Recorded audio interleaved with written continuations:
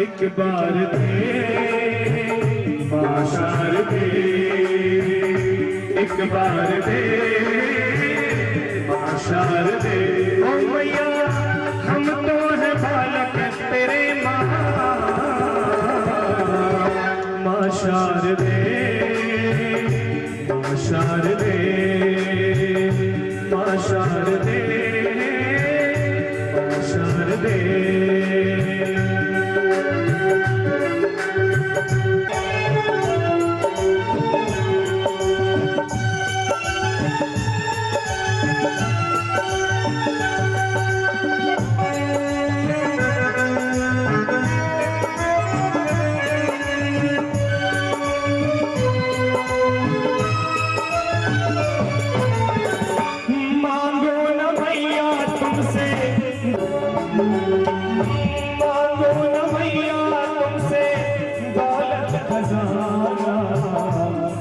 सरों का मुझको अमृत पिलाना,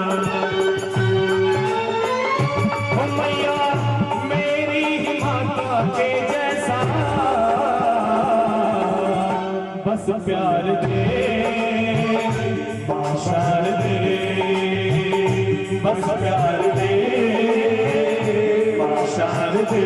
ओ मैया तो के मोने जो हीक जीती मिलनी वह हीक माने कहीं कमी नहीं हो जाए, इसलिए बहनों ने मुख छिपाया। और माँ तो आखिर माँ है, उसने इतना कहा कि बेटी आई के, हाँ माँ आई के, वही तो के माँ भी एक सती आगे गई जहाँ यज्ञ हो रहा था।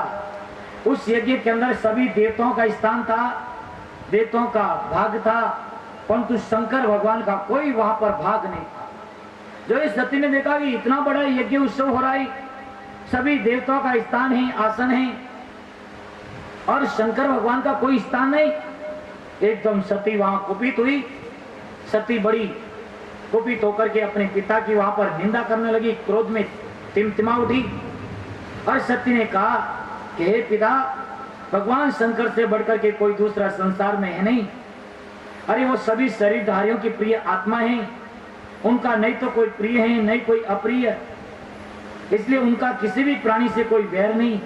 हे पिता, आपके सिवा कौन ऐसा होगा जो उनसे वैर करे। अरे आपकी तो दोषमय और पापमय दृष्टि है। वे महापुरुष कोई दूसरे ही होते हैं जो किसी में थोड़े गुण को भी बहुत बड़ा करके देखते हैं, जानते हैं। अरे जहां पर भगवान शंकर की, देखो सती क्या कहती, बहुत सुंदर बात कही।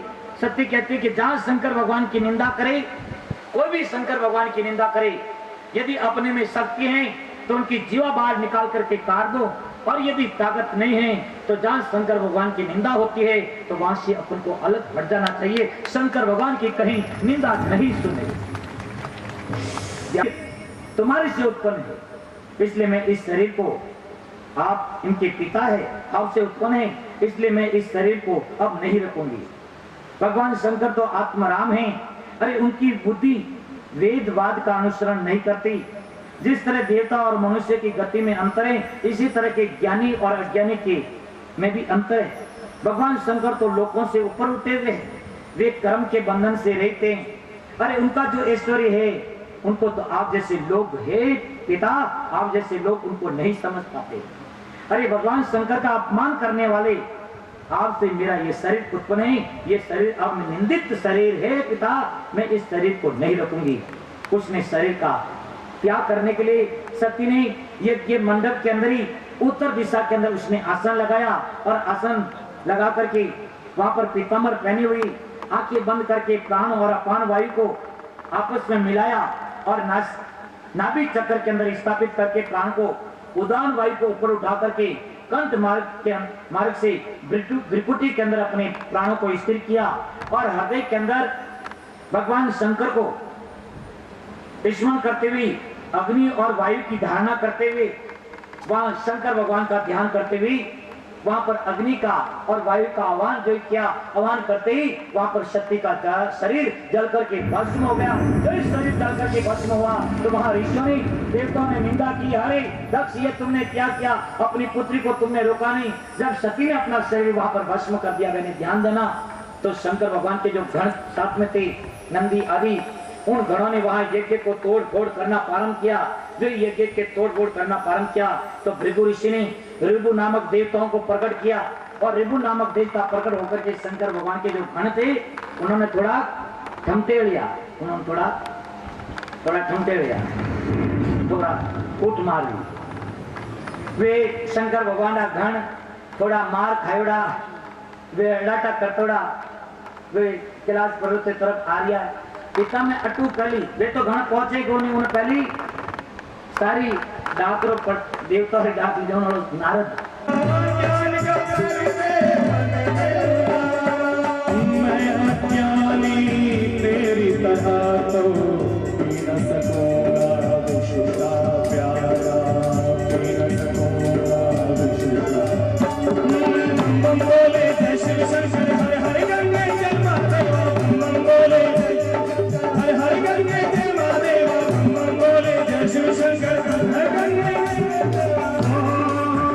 मेरे देवों के देव महादेवा, मेरे देवों के देव महादेवा, करो स्वीकार बोले मेरी सेवा, करो स्वीकार बोले मेरी सेवा।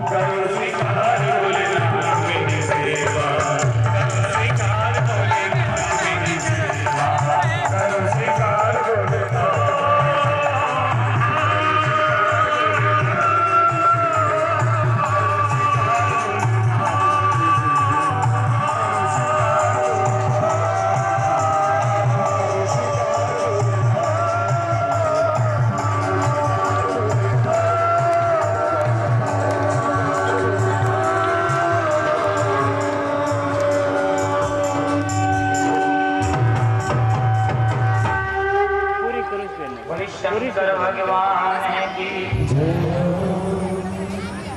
सभी देवता ब्रह्मा जी को और हरि के कहने पर सब शंकर भगवान के गुणगान लगे। जब सभी देवता शंकर भगवान के गुणगान गाने लगे तो जो शंकर भगवान के गान पहले जो मारने के लिए दौड़े थे, जो इस शंकर भगवान के गुणगान को सुनकर के वे भूत प्रेत आदि सब मग्न हो गए और वे तो नाचने लगे। वे मग्न हो गए नाचने में। वहां ब्रह्मा जी और हरि इशारा करियो देवता हलो हलो ये जितने नाच रहा भूत प्रेत जितने होने ठेठ शंकर भगवान कर पहुंचा दो। उन्होंने इशारा करिया देवता गुणगान गाते ठेठ शंकर भगवान ने और जाने ब्रह्मा जी और हरि स्तुति करी कि हे भगवान ये अज्ञानी है, ये आप अपराध करियो, ये आप शरण में आया, आप इन्होंने क्षमा करो। तो शंकर भगवान हंसते हुए कहते कि हे ब्रह्मा जी, हे हरि, मैं अज्ञानियों के अपराध का वर्णन नहीं करता और नहीं मैं उनकी चिंता करता, केवल मैं उनको सावधान करने के लिए थोड़ा दंड देता हूँ। ध्यान देना, शंकर भगवान ने बहुत बड़ी बात कही कि मैं अज्ञानियों के अपराध की वर्णन नहीं करता हूँ। हे ब्रह्मा जी, हे विष्णु, मैं अज्ञानी लोगों के अपराध की गिनती नहीं करता कि इसने ये अपराध किया, इसने ये अपराध किया, ये वो अपराध किया, मैं उसकी गिनती नहीं करता। ठीक है, उन्होंने थोड़ा ठीक ठाक करने वास्ते सही रास्ता में लाने वास्ते थोड़ा दंड दिया करो मेरे वो। तो समाज में माने भाई है, परिवार वाला है, आपस में मानो कणी अनबन भेजा एक दूसरे अनबन भेजा। घर में कोई काम पड़ियो और घर में कोई काम पड़ियो ने जिनने साथे अपन अनबन जोड़ी ने वो भाई यदि चल पराने अपने आंगन तक आई गयो, अपना आंगना तक चालने आई गयो तो आयो पचे उन्हें यूं नहीं कहना कि तू आ गलती करी, तू वो अपराध करियो, तू वो अपराध करियो। क्यों? कि वो व्यक्ति थारे आंगना तक चलने आए गए हो, उसने सारे अपराध उसने स्वीकार कर दिया। अब गिनती करके सुनाने की आवश्यकता नहीं है तुम। शंकर भगवान ये बात कहे कि हे ब्रह्मा जी, मैं अज्ञानी लोगों के अपराध की गिनती नहीं करता कि इन्होंने ये अपराध किया, वो अपराध किया। मैं इनको ठीक करने के लिए थोड़ा नहीं, मैं उनकी चिंता करता, ठीक सावधान करने के लिए थोड़ा मैंने दंड दिया। हे ब्रह्मा जी, दक्ष का जो मस्तिष्क है वो तो अभी यज्ञ कुंड में जल करके भस्म हो गया, इसलिए इनका मस्तिष्क बकरे का हो जाएगा। भग देवता यज्ञों में अपना भाग नेत्र देवताओं के आंखों से देखेंगे। उषा देवता पिसा हुआ खाते, इसलिए वो यजमान के दांतों से खाएंगे। और जो देवताओं ने यज्ञ के अंदर मुझे भाग दिया, उन सभी देवताओं का पहले जैसा अंग थे यथावत वापस अंग हो जाएंगे। और भृगु ऋषि की जो दाढ़ी और मूछ है, इनके बकरे की तरह इनकी दाढ़ी और मूछे हो जाएंगे। इस तरह से वहां शंकर भगवान ने सबका वो बताया।